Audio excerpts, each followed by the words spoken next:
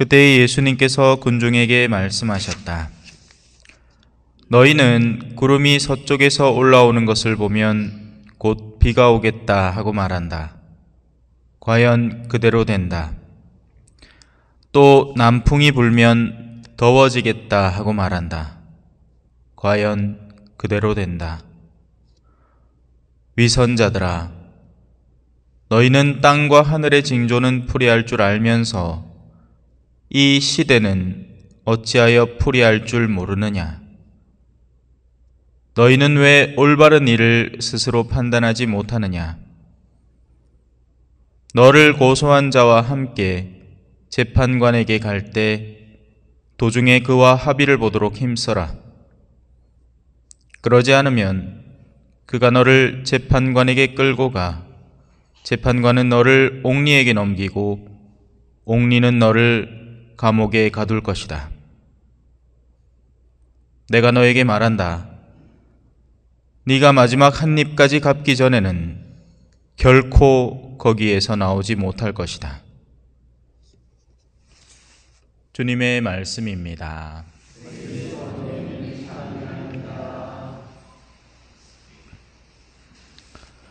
참미 예수님, 같은 몸은 서로들 싸우지 않습니다. 오른손하고 왼손이 서로 힘겨루기를 하거나 손과 발이 왜 나는 밑에다 두고 너희는 위에 사느냐고 투덜대지도 않죠. 한 몸이기 때문에 그렇습니다.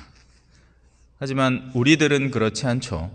우리들은 각자의 자리에서 저마다 생각하는 바가 다르기 때문에 어떤 때는 서로 의견이 충돌하고 싸우려고 듭니다. 마치 여러 개의 선이 공존하는 것 같죠. 내가 생각하고 추구하는 것도 선이고 저쪽이 자기 나름대로 생각하고 추구하는 것도 선이라서 그 두 양쪽의 선들 사이에서 다투는 겁니다. 그래서 오늘 복음에는 위선자들아 라는 호칭이 나옵니다. 이 그릇된 선을 추구하는 자들아 라는 말입니다. 사실 우리는 세상에서 난다 긴다 하는 사람들입니다. 여기 계신 여러분들은 저마다 저보다 나이가 훨씬 더 많고 세상에서 나름 삶을 다 구축하신 분들입니다. 그래서 쉽게 무시당하기 싫어하는 분들이죠. 세상 안에서 흐름을 잘 알고 있습니다. 어떻게 투자를 해야 되고 어디를 봐야 되고 예를 들어 내가 참외 농사를 지으면 지금은 뭘 해야 하는 시기고 어떤 비료는 쓰면 안 되고 어떤 것을 미리 조치해 놔야 하고 이것이 얘기하는 바가 뭐겠습니까? 앞을 내다본다는 얘기입니다. 내가 하는 일에 있어서 내가 어떤 일을 미리 준비해 놔야 하는지 어느 정도는 앞을 내다본다는 이야기입니다. 하지만 한계에 반드시 봉착하게 됩니다. 우리는 절대로 죽음을 넘어서서 보는 일에는 좀처럼 손을 뻗치지 못하는 게 문제인 겁니다. 그러니 이 안에서 일어나는 선들 중에서 서로 부딪히는 겁니다. 우리가 같은 몸이라면 같은 그리스도의 지체이고 그리스도께서 원하시는 것을 같이 바라보고 움직인다면 서로 돕는다고 시간이 모자랄 것인데 그렇지 않은 거죠. 가자 하는데 안 따라오고, 그죠? 지금 가면 안 된다 하는데 가버려고, 그러다 보면 일이 더 복잡해지는 겁니다. 김수미 씨 돌아가셨다는 얘기 들었죠? 일용이 엄마. 아이고 이놈아! 하는 전원일기, 그죠? 75세였답니다. 너를 고소한 자와 함께 재판관에게 갈 때 도중에 그와 합의를 보도록 힘써라. 우리는 아무도 고소한 적이 없으니까 다행이겠다, 그죠? 오히려 또 반대로 오늘 일독서를 보면 재밌는 게 나옵니다. 사도 바오로가 에베소인들에게 보낸 편지 안에서 시작 부분이 이렇죠. 주님 안에서 수인이 된 내가 여러분에게 권고합니다. 이런 말은 뭐예요? 지금 깜빵에 갇혀 있다는 얘기입니다. 왜? 심판받고 있거든요. 교도소가 아니고 구치소입니다. 구치소 생활을 오랫동안 한 거예요. 황제에게 상소를 올려가지고 최종적인 심판을 받을 때까지. 근데 결국 목이 잘려 죽어버렸죠. 예. 여기 재판관에게 끌려가기 전에 합의보락 했는데 이 사람 말을 제대로 안 들었네, 그 말이 아닌 거죠. 바오로 사도는 세상 안에서 부당한 재판을 당하고 있는 겁니다. 복음이 말하는 것은 영원한 재판을 눈앞에 둔 이들을 말하는 겁니다. 그럼 이 대상은 누가 되느냐? 안 죽을 사람 손 한번 들어보십시오. 아무도 없네. 우리 모두는 반드시 이 생을 마무리하고 하느님 앞에 가서 재판을 보게 됩니다. 그러면 우리 모두가 심판의 기준이 동등하다는 이야기입니다. 신부라서 봐주는 거 없고 그냥 철 모르는 사람이라서 봐주는 거 따로 없습니다. 모두가 죽음이라는 과정을 거치고 최종 심판자의 신분 앞에 가서 선을 분별받게 되는 거죠.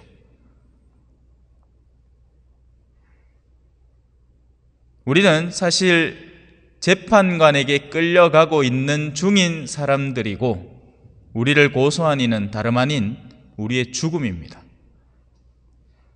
그래서 우리는 애써 그에게서 벗어나고자 살아있는 신용을 하려고 애를 쓰죠. 살아있음을 어떻게든 만끽하려고 하고 죽음을 망각해 보려고 노력을 합니다. 그 행동이 심해지면 중독이 일어나는 거고요. 하지만 우리 신앙인은 그렇지 않습니다.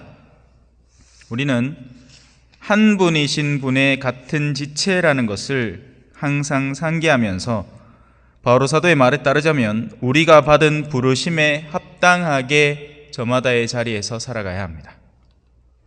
저는 사제로 불렸으니까 사제로서 하느님에게 나아가는 여정에 가장 합당하게 살아야 마땅한 것이고, 여기에서 이제 수도자이신 분은 수도자로서 은총의 삶에, 봉헌의 삶에 가장 합당하게 삶을 꾸려나가야 마땅한 것이고, 여러분들은 누군가의 아버지로서, 어머니로서, 또 부부로서 그 부르심에 합당하게 살아가야 마땅한 겁니다.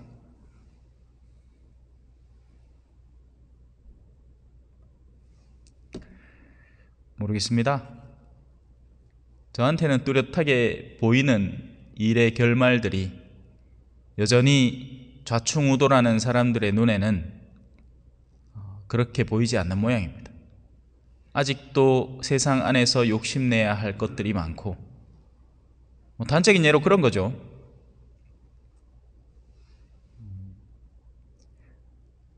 물론 사람이 언제 가는지는 순서가 없지만 그래도 갈 가능성이 더 높은 분들이 있을 거 아닙니까? 그러면 제 자연스러운 생각으로는 저 정도 되면 이제는 세상의 요소에서 미련을 내려놓고 하느님을 만나러 가는 일에 좀 더 마음을 써야겠구나 싶은데도 그게 아닌 겁니다. 아직도 세상 안에서 하고 싶은 일들, 처리해야 한다고 믿는 일들이 너무나 많은 나머지 마음이 두 갈래로 갈리어서 결국 하느님에게 불충실한 삶을 보내는 거죠. 하느님에게 불충실하다고 해서 그 사람이 안 바쁘고 게으르게 지낸다는 게 아닙니다. 누구보다도 바쁘고 누구보다도 헌신적으로 살아가는 외양을 지니고 있지만 하느님에게 헌신하는 데에서는 기력이 쫙 빠져 있는 모습을 너무나 쉽게 발견하게 되는 겁니다.